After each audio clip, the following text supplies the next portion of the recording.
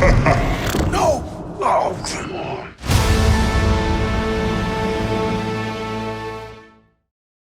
Hello, I'm Terrell Royster with Big Gold Belt Media. How you doing today? Classic move. Hey, I'm doing great, Terrell. How are you? Pretty good. How you doing? Good, It's good. all good. I just happened to me like 1,000 times.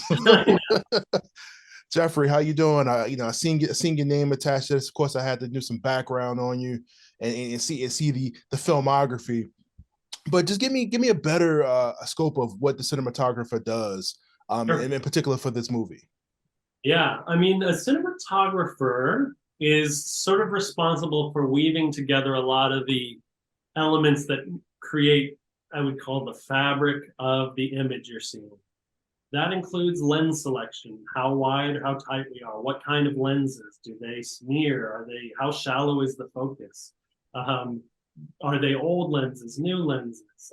Is the camera moving towards the character, and what does that mean for you subconsciously? Is the camera low? Is it high? Is it swooping around? All these sort of decisions are made with the director on camera stuff, but then also the DP or the cinematographer, director of photography, is in charge of creating an atmosphere through lighting. Is the lighting hard? Is it soft? Is it warm? Is it cool? Is it moonlight? What is it sourced from? How do we hide it in the shot so it feels like it's really coming from those places? How do we use lighting to create a nervous feeling? How do we use it to create a warm and comfortable feeling? Is there lightning? Is there smoke so that we can see a shaft of moonlight through a window? These are all, this and more, are all sort of the decisions made that come together to create the photographic vibe of the movie. The production designer creates those sets. The actors are on it. We're the ones falling light across them, painting the picture, if you will. Right. I'm glad you gave me some scope on it because I was just like, because there's so many positions when it comes to movies. Like, Oh okay, my who? God, my mom doesn't even know what I do. It's Right. And sometimes you might get a different title, but it's the same job. And I'm like, okay, yeah, is that sure. so I'm glad you told me that. And with that being said, with the choice of lighting, the lighting that was chosen for this movie, like you said, you obviously a ghost movie, so you want to keep it a certain, not dark, but how do I describe this? Almost like the sun setting a little bit, if that makes sense. Like it's not completely no light, but it's not all the way dark. Yeah. Um, what I mean, obviously, like when it came to like the mansion and like just outside, you guys wanted to kind of, I guess, film like it was almost like a different, not natural light that was surrounding that. Now, what particular type of lens did you had to use for I guess those night scenes? Because there were a couple where we had to go in some tunnels and stuff like that. Yeah. Well, first about the lighting, yeah, it's always tricky to do night lighting, especially when you're talking about a Disney movie where you can't Right. just put up one moonlight and let everything else fall to complete darkness. You've got to sort of fill in those shadows. And I liked the idea of creating a very sort of painterly, kind of like a painting kind of vibe, very soft shadows, kind of like how our eyes see in the dark. Rather than like a big movie moonlight, kind of, big bright backlight kind of moon, it was kind of like seeing in the ambience of the darkness. So I think what you're describing is this sort of ability to see everything, but also feel like it's still dark. Right. It's part of the challenge of creating, what's kind of a horror movie for Disney, where it needs to be very kid friendly and it needs to have a very universal look to it, and it can't. No one can be like, oh man, that movie is great. It's just way too dark. You got to kind of find that balance. The lenses we used for this film were anamorphic lenses, which is kind of an older technology that's kind of regathered a ton of steam. It's got a lot of optical elements that bring a lot of interest in terms of depth of field. And I liked the way that they sort of bent and felt a little bit strange, especially when we started framing up the mansion itself early in pre-production. I showed Justin Simeon, the director. I'm like, what do I showed him some more standard lenses and then some of the more funky anamorphic lenses. And we just liked how kind of weird and distorted it made a lot of the architecture and kind of gave it that a weird sort of twisted sort of view of things. Right.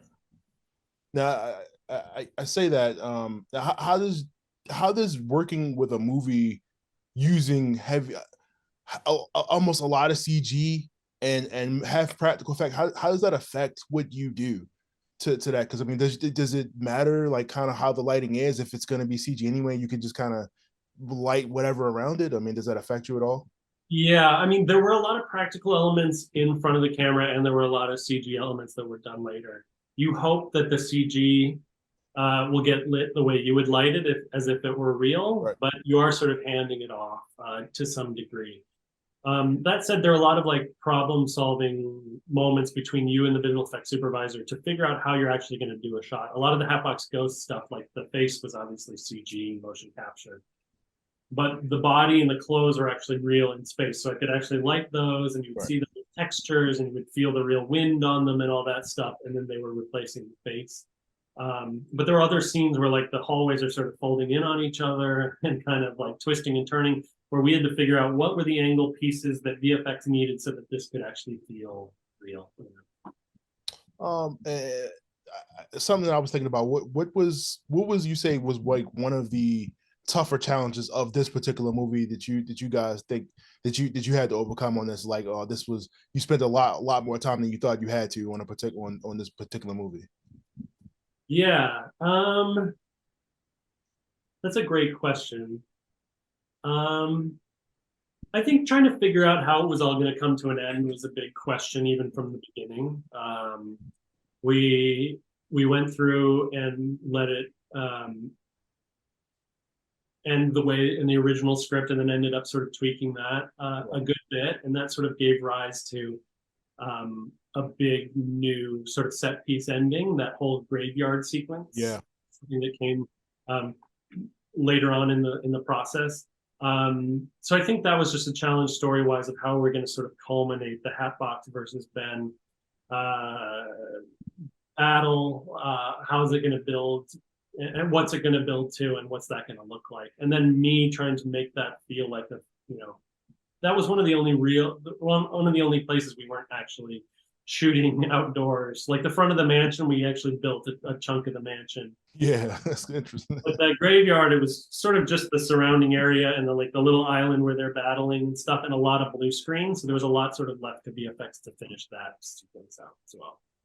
Yeah, I mean, if anything, it sounds like it made your job a lot easier. It's kind of having to deal with that, but it's also interesting to say like it was a lot more practical effect in this movie than I thought I was gonna know. Like, because to me, I'm like, okay, this is CG. Normally, you can kind of point it out, Yeah, especially with your job, with the lighting and the way things look. You kind of hide certain things, so you can't really see it all the way. But in this movie, it was a lot more difficult to tell what was real and what wasn't. that's good. Yeah. But look, it's just been an amazing day of press, Jeff. I really appreciate you doing this interview with me. Definitely gave me a lot more knowledge into this movie than I thought I would get today. Hey, Thank you so much for taking the time to do this interview with me. thanks, I appreciate man. My it. pleasure. It's been fun. I hope we get to do this again. Yeah, see you around. See you. Later.